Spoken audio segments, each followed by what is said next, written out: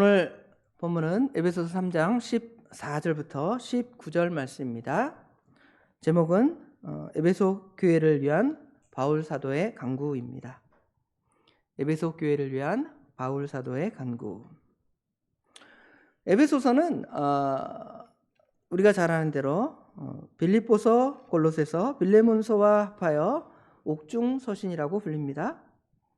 아마 바울이 로마에 투옥되었을 때, 여기 로마에 투옥됐다는 것은 아마 바울 사도가 이 사도행전 28장쯤에 보면 바울 사도가 그 가이사에게 상소해서 가이사에게 가죠.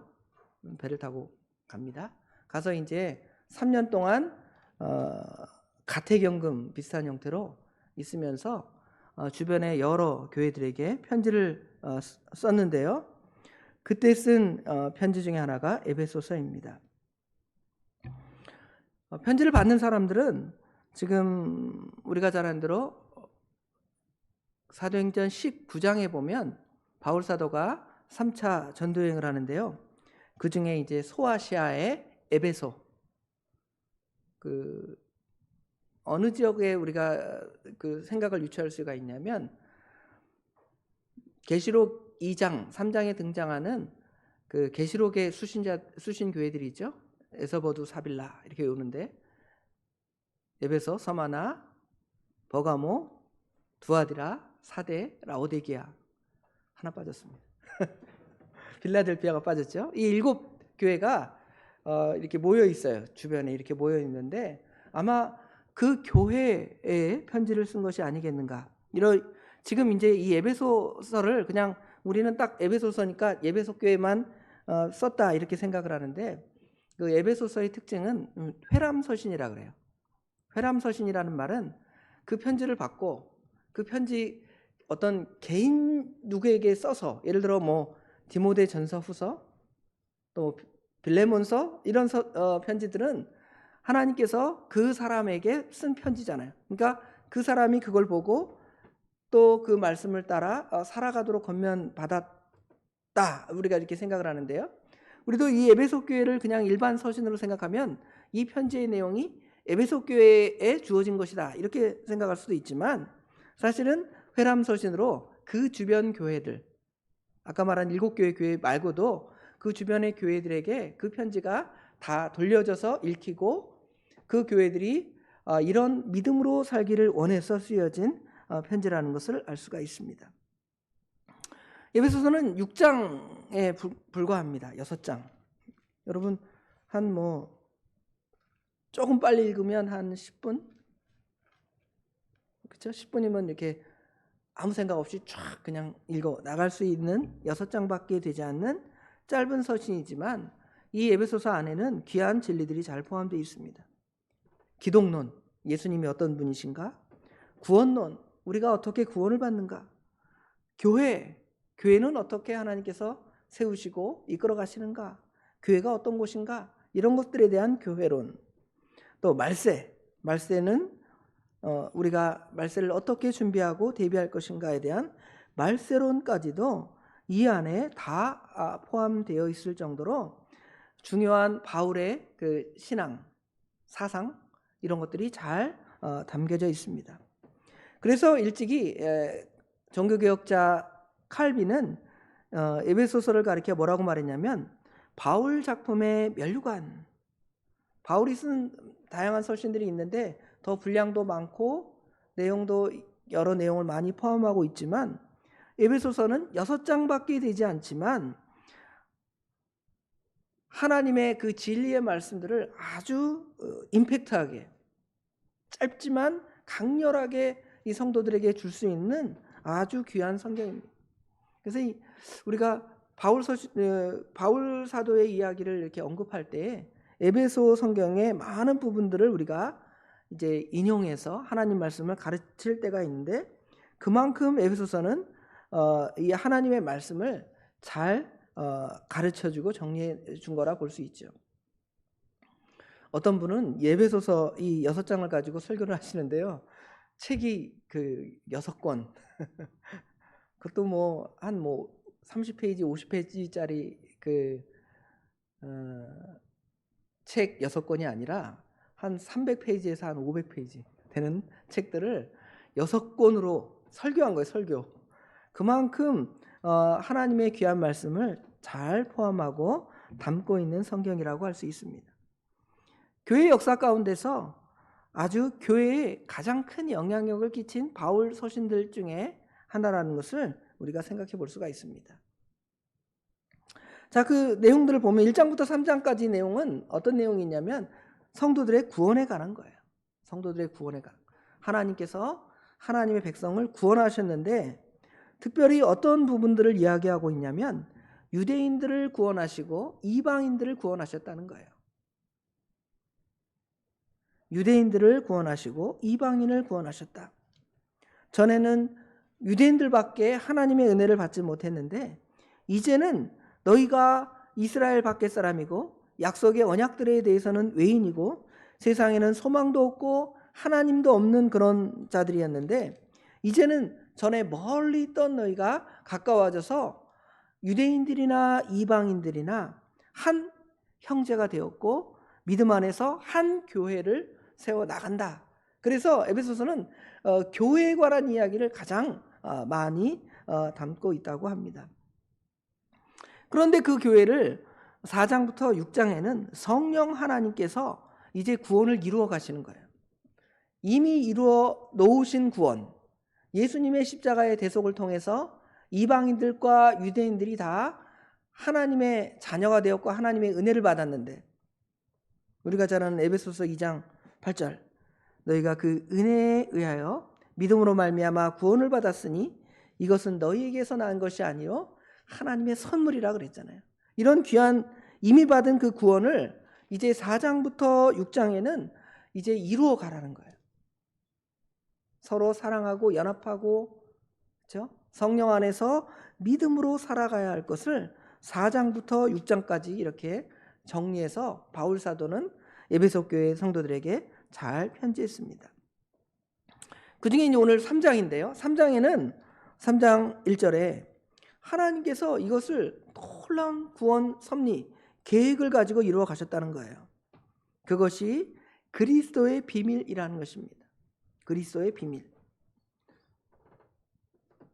그리스도의 비밀이라는 게 뭐냐면 이방인들도 유대인들과 하나 되어 구원을 받고 하나님께서 특별히 바울 사도를 이방인의 사도로 불러서 복음을 전하게 하셨다는 거예요. 물론 그가 태어나기를 길리기아 다소, 오늘날로 말하면 소아시아, 터키의 한 도시에서 태어났지만 가장 유대적인 사람, 그 유대교의 그 열심으로 예수 믿는 사람들을 잡아 죽이고 이단이라고 생각하여 잡아 죽이고 자신의 생각을 아주 투철하게 관철하기 위해서 이방 땅까지 가서 예수 믿는 기독인들을 잡아다가 죽이는 그런 사람이 하나님께서 이제 이방인을 구원하시는 사도로 삼았다는 놀라운 하나님의 뜻을 선포하면서 이제 내가 그 하나 된 교회를 위해서 기도한다 이렇게 말하는 것이죠. 6절에 보면 이는 3장입니다. 이는 이방인들이 복음으로 말미암아 그리스도 예수 안에서 함께 상속자가 되고 함께 지체가 되고 함께 약속에 참여하는 자 됨이라 그랬죠. 이런 놀라운 그 비밀 경륜을 지금 하나님께서 가지고 계시고 이를 실현하시기 위해서 바울 사도를 선택하셔서 지금 그 에베소에 있는 교회들도 바울 사도가 전도했잖아요. 바울 사도가 그 이방인들에게 이 편지를 써서 너희나 유대인들이나 다 하나님의 한 자녀이고 한 지체가 되었다 이렇게 말합니다. 그래서 자신을 모든 성도 중에 지극히 작은 자보다 더 작은 나에게 이 은혜를 주신 것은 측량할 수 없는 그리스도의 풍성함을 이방인에 전하도록 하나님께서 나를 불러서 사용하셨다. 이렇게 말하면서 내가 이제 그 교회를 위해서 기도하는데 그 교회는 어떤 교회겠습니까? 유대인의 교회도 아니고 이방인의 교회도 아니고 하나님께서 세우신 놀라운 한 큰 교회를 위해서 기도한다는 것입니다. 그래서 오늘 제목이 에베소 교회를 위한 바울 사도의 간구인데요. 여기 에베소 교회는 한마디로 말하면 모든 교회, 신구약 교회를 다 합친 모든 교회의 대표 교회로 이렇게 우리가 이 에베소서를 이해하면 되겠어요. 그래서 오늘날 우리 교회를 위해서도 구약의 교회로부터 시작해서 앞으로 주님이 오실 그 재림의 때까지 그 교회를 위해서 바울 사도가 간구하는 것입니다. 그 내용들을 보면 제가 그 대지를 지금 짰는데 한번 우리 방송실에서 한번 띄워줘 보세요. 방송실? 예. 오늘 이 첫째 대지, 둘째 대지를 이렇게 말씀을 나눠 전합니다. 기도의 대상과 자세. 첫째 대지죠. 누구를 위하여 기도하는가? 누구에게 기도하는가? 어떠한 마음과 자세로 기도하는가? 이것이 첫 번째 대지고요. 두 번째 대지는 기도의 내용. 이 세 가지 중요하죠. 속사람이 강건하여지기를, 그리스도가 그 속에서 계시기를, 그리고 그리스도의 사랑을 깨달아 그 그리스도의 사랑이 우리에게 차고 넘치기를 기도한다 하는 기도의 내용이 있습니다. 그 내용들을 같이 상고해 보겠습니다. 먼저 14절, 15절에는 누구를 위하여, 누구에게, 어떻게 하나님께 기도하는가를 보면 첫 번째 누구를 위한 기도인가를 봅시다. 바울은 자기 자신을 위해서 나는 지금 내가 목회를 하고 있습니다. 내가 이렇게 목회를 이방 땅까지 가서 수고하고 피땀 흘려서 하고 있는데 여러분 저를 위해서 기도해 주세요. 물론 그런 기도가 바울의 다른 서신에는 분명히 있고 그런 기도가 잘못된 것은 아니지만 오늘 여기 본문에는 지금 교회를 위해서 기도한 것입니다. 개인을 위한 기도가 아니라 그 기도의 내용을 보면 아마도 아까 말한 1장부터 3장까지 말한 유대인과 이방인이 하나 되어 세워진 하나의 그 거룩한 공교회 그러죠. 우리가 천주교회를 뭐라고 하냐면 카톨릭 교회라고 하죠. 카톨릭.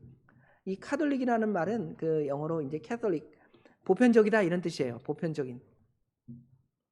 보편적인 교회라는 것은 자기들이 진짜 교회고 나머지는 다 아니라는 거예요. 사실은 하나님이 세운 거룩한 그 공교회가 캐톨릭 교회예요. 사실은 영어로 말하면 우리가 사도신경 신앙 고백에 보면 뭐라고 고백하냐면 교회를 위해서 어떻게 말하냐면 맨 끝에 뭐라 그래요? 거룩한 공회와 그러죠. 이 거룩한 공회라고 말할 때 홀리 유니버설 처치 그러기도 하지만 다른 그 번역에는 홀리 캐톨릭 처치. 자기들이 진짜 캐톨릭이라는 거죠. 그러니까 너네는 다 이단이야 그 말이에요. 자기들이 캐톨릭이라고 이름 붙인 것. 그렇죠? 굉장히 무서운 단어예요. 캐톨릭이라는 단어가. 그렇죠? 그런데 바울 사도는 누구를 위해 기도하냐면 그 캐톨릭 지들이 말하는 그 캐톨릭이 아니라 진짜 거룩한 공교회, 이방인이나 유대인이나 예수를 구주로 믿는 모든 교회들, 신구약의 모든 교회들, 지금 뭐 장로교든 감리교든 그렇죠? 그런 거 교단하고도 상관없고 또 역사적으로 구약의 어떤 교회든 신약의 어떤 교회든 시간적으로 상관없이 예수님을 구주로 믿는 모든 교회들이 그 기도의 간구의 대상이에요. 그 교회를 위해서 내가 기도한다는 것이죠.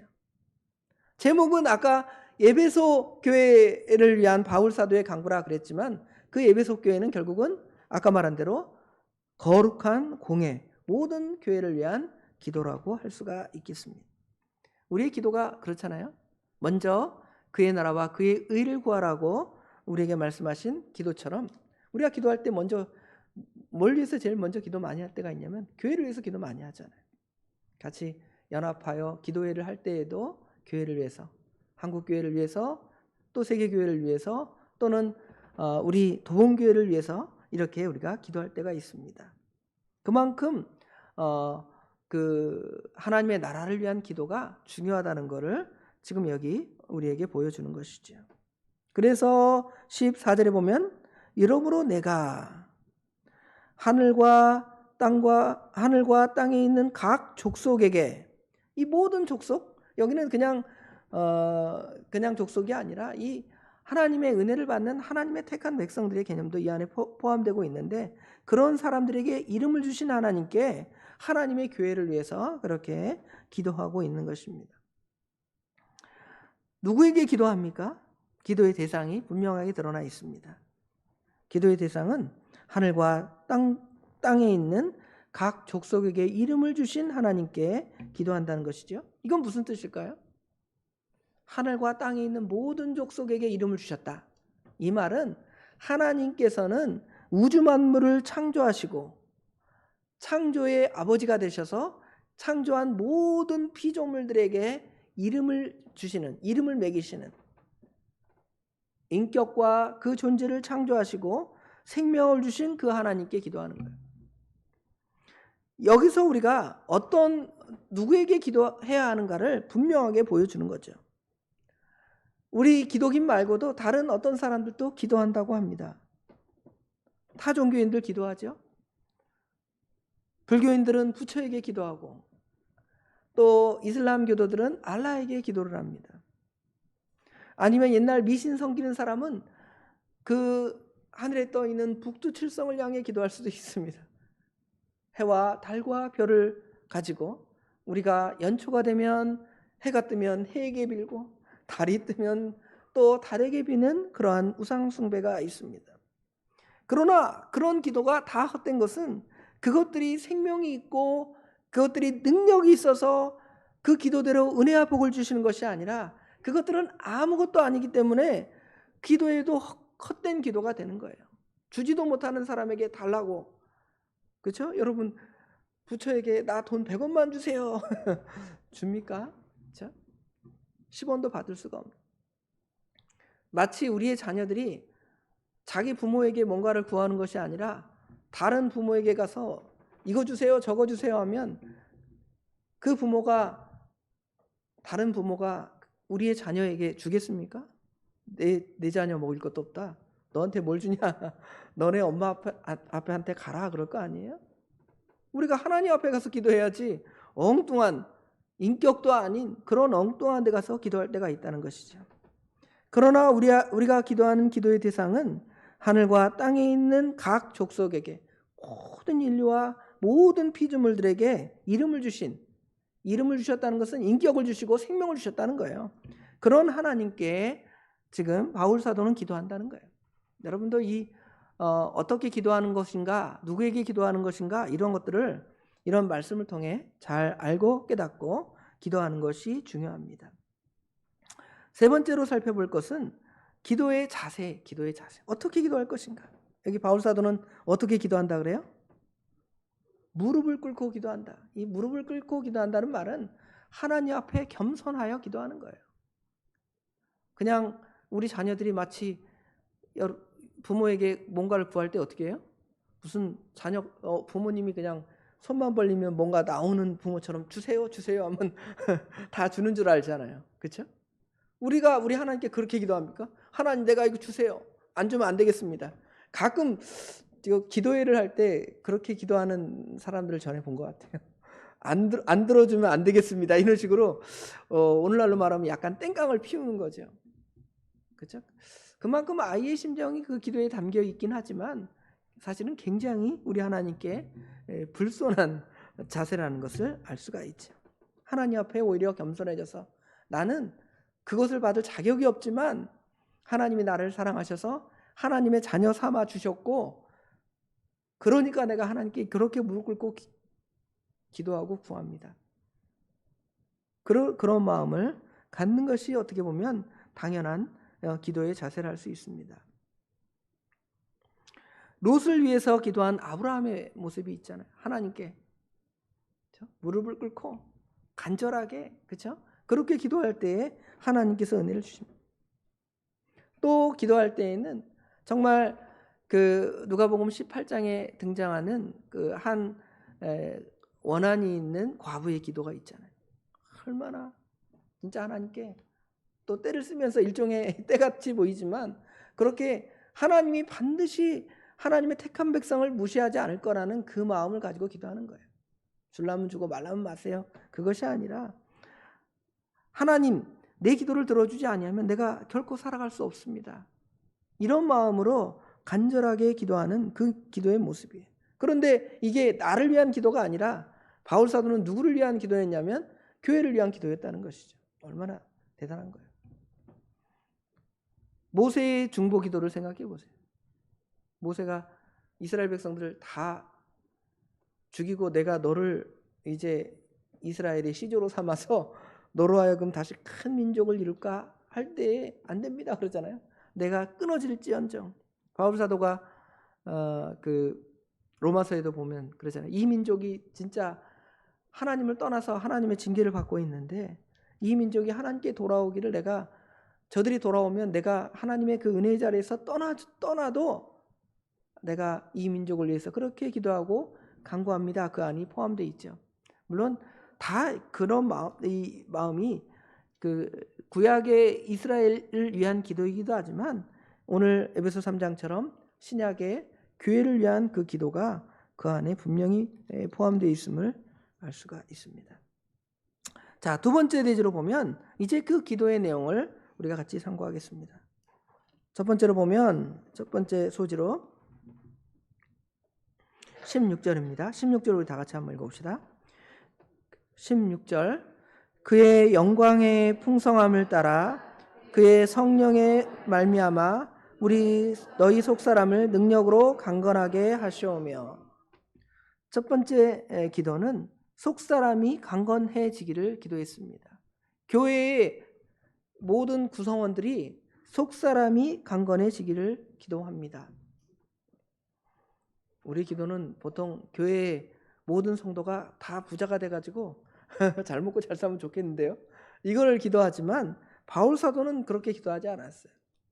겉사람이 젊어지고 겉사람이 예뻐지고 겉사람이 부자 되고 그렇죠?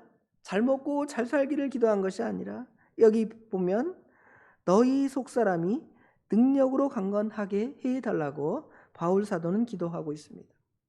속사람이 강건해진다는 말이 뭘까요? 속사람이 강건해진다라는 것은 우리의 외적인 그런 것이 아니라 우리의 그 내적인 부분들이 강해져야 한다는 것이죠. 오늘날 우리 젊은 세대들은 그 육체를 이제 벌크업 한다 그래요. 그 남자들은 육체에 이제 근육을 만들잖아요. 그렇죠? 만들어서 다른 사람 앞에 자기 몸매를 과시하기 위해서 합니다. 그러나 여기 속사람을 강건케 하는 것은 아마 우리의 심령이나 마음이나 혼이나 영과 같은 부분, 그런 부분들이 강건하여지기를 기도한 것입니다. 어떻게 그 심령이 강해질까요?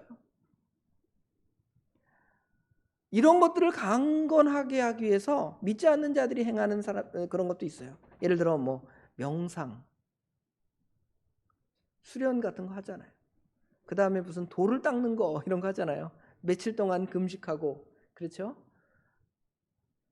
무슨 그 양반 자세로 며칠 동안 집안에 이렇게 누워 있는 그 스님도 계시잖아요. 그렇죠? 그런 수련들을 하기도 합니다.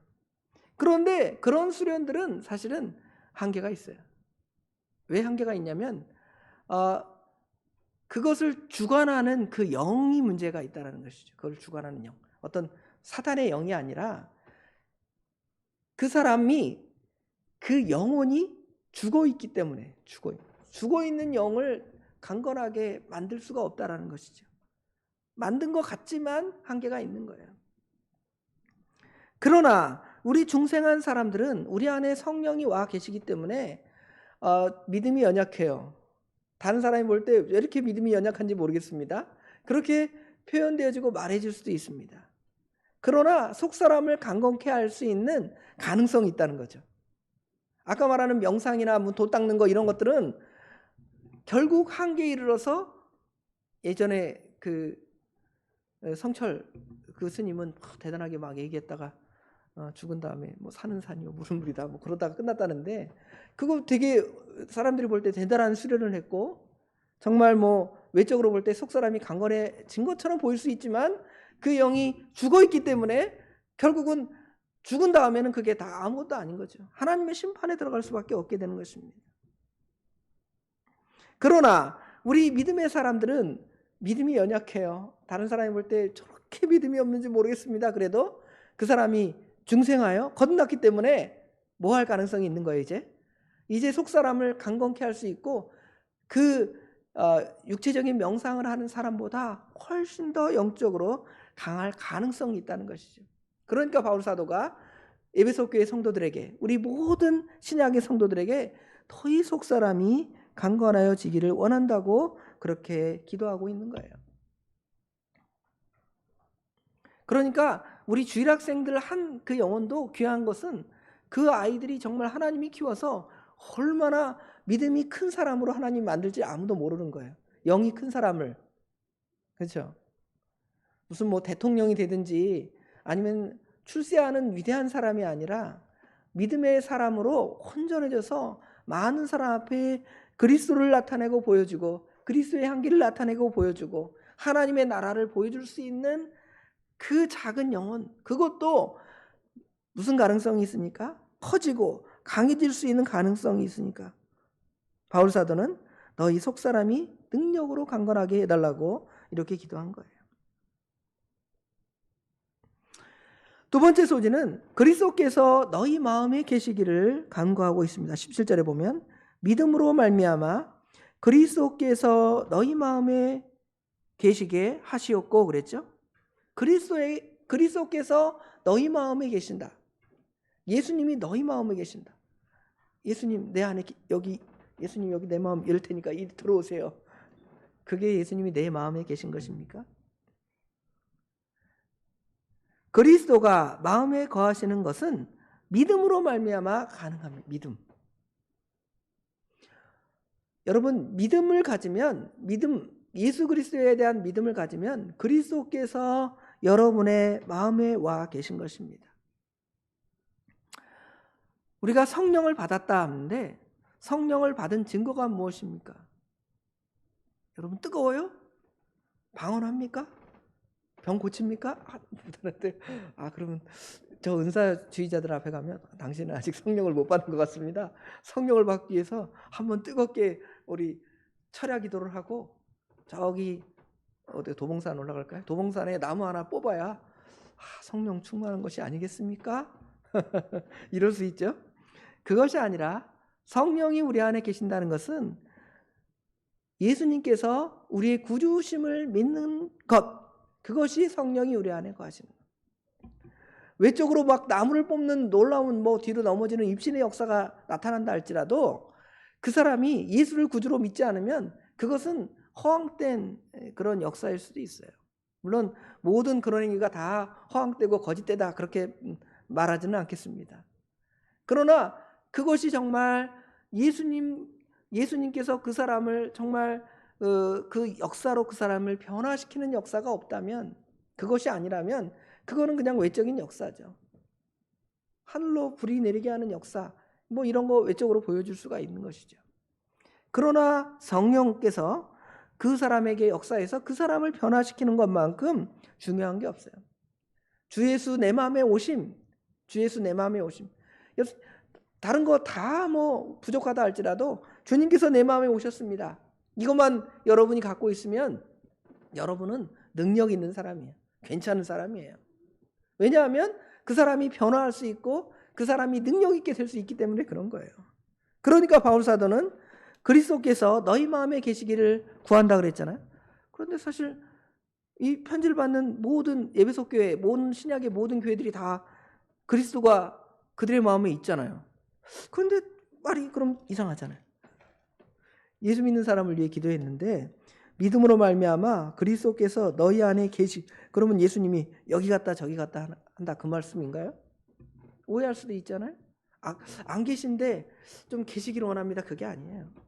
그리스도가 너희 안에 계시게 해달라는 말은 그리스도가 너희 안에 계신 것을 너희들이 알아야 하잖아요. 모르니까 우리가 그리스도의 능력이 안 나타나는 거잖아요. 그리스도가 우리 안에 계시면 우리가 죄를 멀리하고 믿음을 따라 살아갈 거 아닙니까? 그런데 우리가 그리스도가 우리 안에 계시고 성령이 우리 안에 계시고 말씀이 우리 안에 거하신 걸 알지 못하니까 내 마음대로 살고 죄도 짓고 욕도 하고 미워도 하고 막 그러는 거 아니에요? 그런데 사실은 성령이 우리 안에 계셔서 그리스도가 우리 안에 계신데 그것을 이제 알게 되면, 깨닫게 되면 어떻게 되는 거예요? 이제 그렇게 살아갈 수 있도록 변화할 수 있는 변화의 능력이 그 안에 있는 거예요. 그냥 나는 예수를 구주로 믿습니다 만족하는 것이 아니라, 이제 예수님을 내가 내 마음에 모셨음으로 말미암아 나로 하여금 주님의 능력이 나타나기를 원합니다. 주님의 그 선하신 성품이 드러나기를 원합니다. 성령님의 능력이 내 가운데서 나타나기를 원합니다. 성령님의 능력 원하고 바라고 기도합니다. 성령님의 능력이 무슨 능력이에요? 한번 장풍 불어 넘어뜨린 능력이에요? 성령님의 성품, 사랑이 나타나고요. 뭐가 나타나? 그 다음에 9가지, 성령의 9가지 열매, 사랑과 희락과, 그렇죠? 쭉 나와야죠. 그것이 여러분에게 나타나야지. 그게 성령의 능력이지. 그거 하나도 없고 목사인 저 자신이 사랑하지 않아요. 참지도 못합니다. 기뻐하지도 않아요. 인내하지도 않습니다. 자비 양선, 충성하지도 않습니다. 절제하지도 못합니다. 그러면 그 사람이 무슨, 예수님이 그 안에 계시고 무슨 능력이 나타난 것입니까? 그렇게 되기를 원한다는 거예요.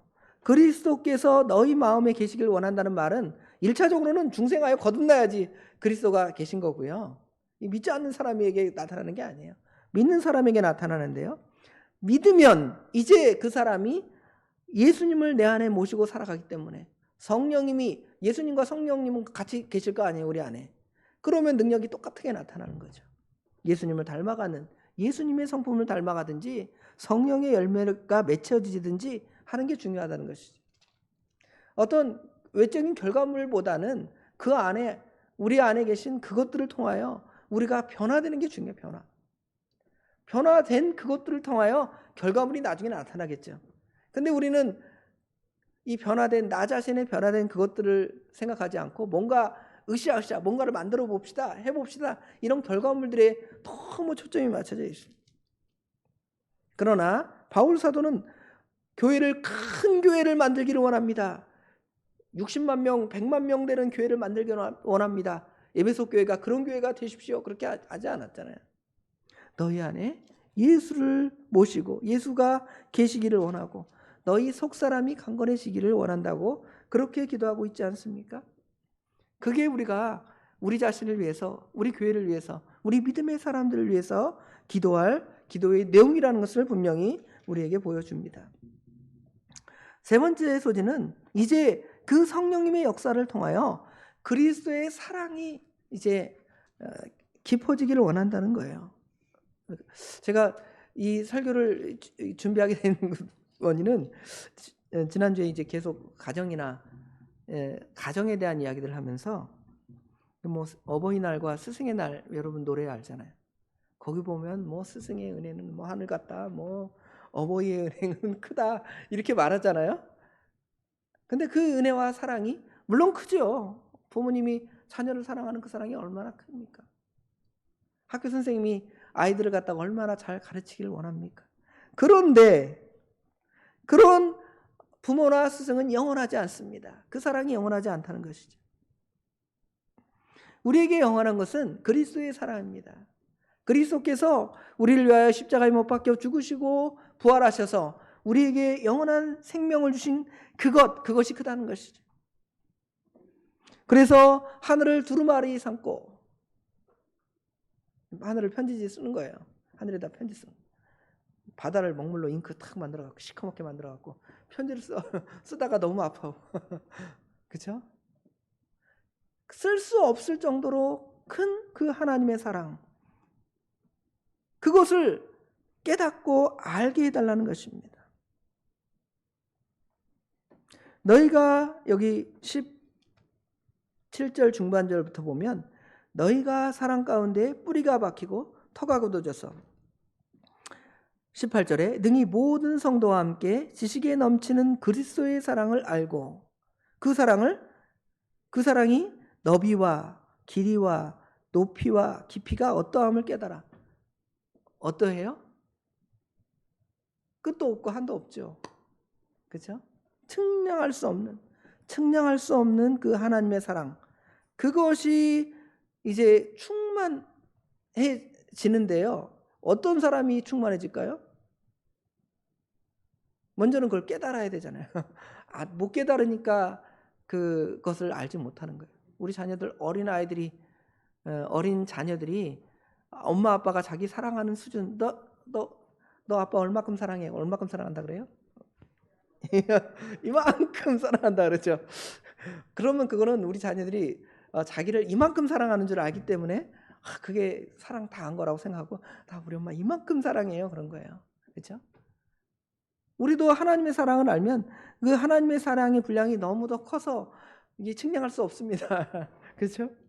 사실은 뭐 너비와 길이와 높이와 깊이가 어떠함을 깨달아. 이걸 깨달으면 진짜 대단한 거죠. 이걸 깨달은 사람은 뭐가 나올까요? 이거 깨닫는 사람과 깨닫지 못하는 사람의 차이가 분명합니다. 이거를 깨달은 사람은 뭐가 나오냐면 그리스도의 사랑이 나와요. 사랑이 없는 사람은 이거 깨달은 거 아니에요. 누구 성도의 잘못을 보고 그 성도를 사랑하지 않는다? 그 성도를 비판한다? 정죄한다? 자신은 말씀 보고 고쳐나가지 않으면서 사랑이 없어요. 아주 그냥 메말라 있어요. 그러나 이 그리스도의 사랑을 깨닫는 사람들은 그 사랑이 넘쳐 나오는 거예요. 그리스도의 사랑이 넘치는 사람이 바로 그리스도의 사랑을 깨달은 사람입니다. 그렇게 되기를 지금 바울 사도는 교회가 그렇게 되기를 기도하는 거예요. 우리 도봉교회가 그렇게 되기를 원합니다. 성도 개개인이 속사람이 강건해지고요. 아까 두 번째는 뭐 얘기했죠? 우리 안에 그리스도가 예수님이 넘치는 거예요. 그리고 예수님이 넘친 사람은 뭐가 넘쳐요? 사랑이 넘치는, 이런 교회가 된다면 얼마나 아름답겠습니까? 우리가 로마서 8장의 말씀, 그리스도의 사랑 끊을 수 없다 그러잖아요. 맨날 그렇게 읽기는 좋고 너무 말씀은 좋아요. 그렇죠?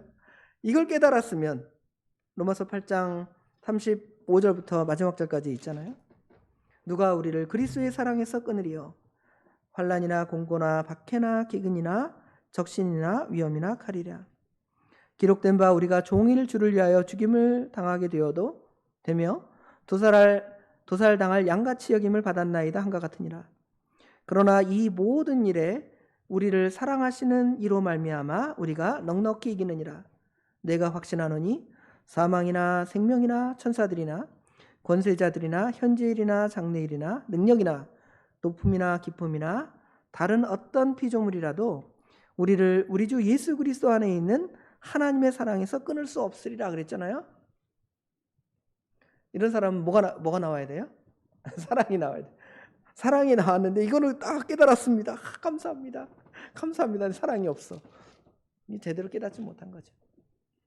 그래서 오늘 바울 사도가 교회를 위해서 한 그 기도를 생각하면서 우리가 그 기도처럼 되어져야 돼요. 속사람이 강건해지기를 원하고 예수님이 넘치고 사랑이 넘치는 저와 우리 모든 성도들이 되기를 주님의 이름으로 축원합니다.